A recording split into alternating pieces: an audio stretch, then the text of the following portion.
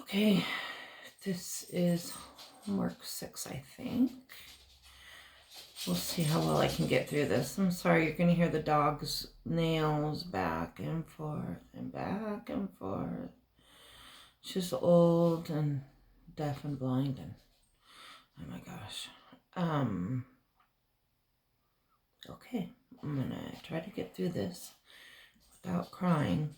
So the first chapter, 4, was the Ashes at Sea, which I thought was really nice.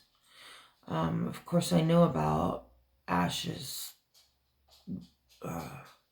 being thrown out to sea, but I really had no idea, other than the military burying a body at sea.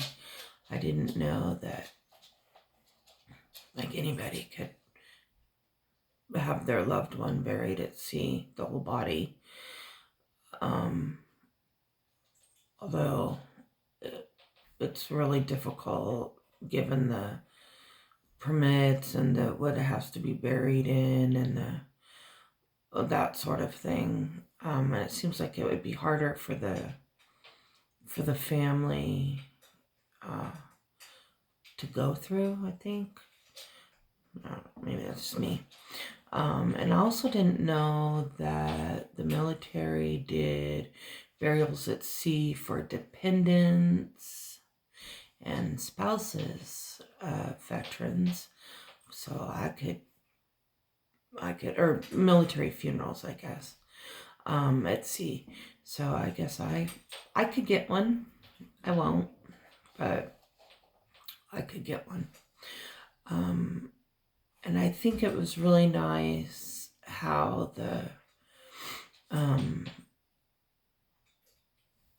I love the name, the Ashes at Sea. And one thing I was going to comment on, there's something funny in so many of these chapters, which it's okay to have funny stuff, but it's, I don't know, it's just kind of weird. Like the boat that took the family out was called Baywatch. I mean, really? They couldn't have picked a better boat? My opinion. I would have probably not taken burials out of Baywatch, but maybe that's just because I think Baywatch is something other than what they mean. Okay, and then also chapter 4, I think it really shows how everybody being involved the way that they are. Like most of these chapters, you see that the more involved people are, maybe every chapter, when people are involved, like the closure is different. The family seems to be more at peace. Usually has something to do with the deceased wishes, or something like with their personality. Okay, next chapter has to do with the reefs, which I still find really weird, because the beginning of the chapter talks about, I think it's the daughter that buried her dad there, and she'd come back and there were grouper and snappers and whatever, all the fish were having a good time at the reef, and she said that would have really pleased her dad. And I don't know. I'm not sure I'd like that, to be honest, but it is a really neat concept. Who would have thunk it? One of those type of things to me. I think the process is just wow. Like I'm picturing like these little pieces that, kind of form the big reef, and clearly I can't think on scale because these are monstrosities, really. but they're going in the sea, so they need to be. But that was kind of a weird chapter for me, I think. Again, though, I think that for the people the loved ones who did this, with the deceased remains, for them, it gave them closure, it gave them peace. It's what the loved ones wanted. So, I mean, how cool. Okay, I'm gonna pause you. Okay, yes. One thing about the reef burials that I thought was really cool is that, like, when cement's poured, they can engrave, it's not a headstone, but I think it's kind of like it bears enough resemblance that it, becomes their headstone. It's an epitaph. And so how cool to have that as part of a reef, this, what do they call they call them igloos, but then something about the reef balls, or I don't know. But to have this really cool thing in the ocean of your loved one, I still think it's kind of weird, but... And then the next chapter has to do with the home funeral.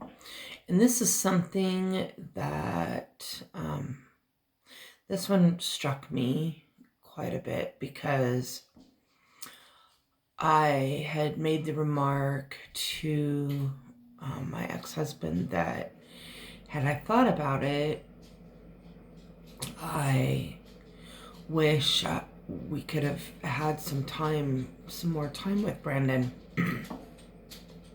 after he died. One of the pictures from his viewing is my daughter at his casket, and pretty much she was there the whole time. And they gave us time with him before the other people came, and it was really hard to have that time be over. And then the people came, and then Ariana just pretty much stayed there the whole time. And then when the wake was done, having to leave without him, even though I know it's just a body, but having to leave him there and not be able to just, touch his hair and that sort of thing was really hard. And so we don't usually talk about this, not my ex-husband and me, but because it's just so painful. But I'd just been thinking about it, and then I read that here, like, that would have just been, I don't think he could have gone along with that. My ex-husband, I don't think he could have gone along with that. And to be honest, I'm not sure it would have been something that Brandon would have wanted. But for me, I can see how there'd just be so much closure.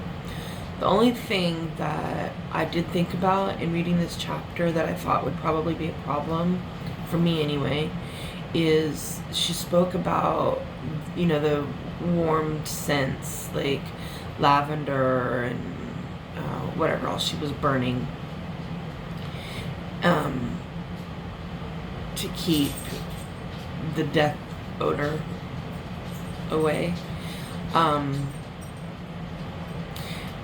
And I think it'd really be a problem for me later, like for the rest of my life, to smell those things.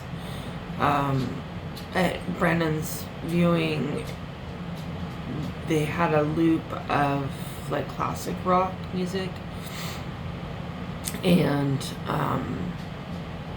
Simple Man by Lynyrd Skynyrd played. It's the one song I remember them playing there. I can't remember any of the other ones. That song, And I still just really can't listen to that song to this day. I just can't hear it. And I think I would just really have a problem with any of the things. And so that would include the room that the funeral was in. I don't know. Maybe, again, because you have the closure after spending all that time with them and everything, maybe it wouldn't be so hard, but it's kind of a mixed thing for me, I thought. So I know, like, when babies are born, stillborn, or they die right after birth, or in the in the hospital, that they can give you time with the baby, and they, you know, they have cold packs and they have those things so that the mom can spend time with their child. And I didn't actually know about this until a couple of years after Brandon died, when a friend of my daughter's had a stillborn baby. And Ariana stayed there with her and went through all this with her. And then I did some research, as Ariana kind of started talking about how the body was looking and the smell, but it was, you know, it's really hard for a friend to leave her. And so I did some research and found some of these innovative things. And I thought, well, I didn't even ask if I could see Brandon before they did all their things at the funeral home, because I didn't even know it was allowed. So the home funeral, I don't think I even realized that people still did that, or that it was allowed. I think it's a really great thing. It's a great process. It's a healing process, I think, for most people. I think that's probably long enough talking your ear off. So I'll wrap this one up and move on to the next.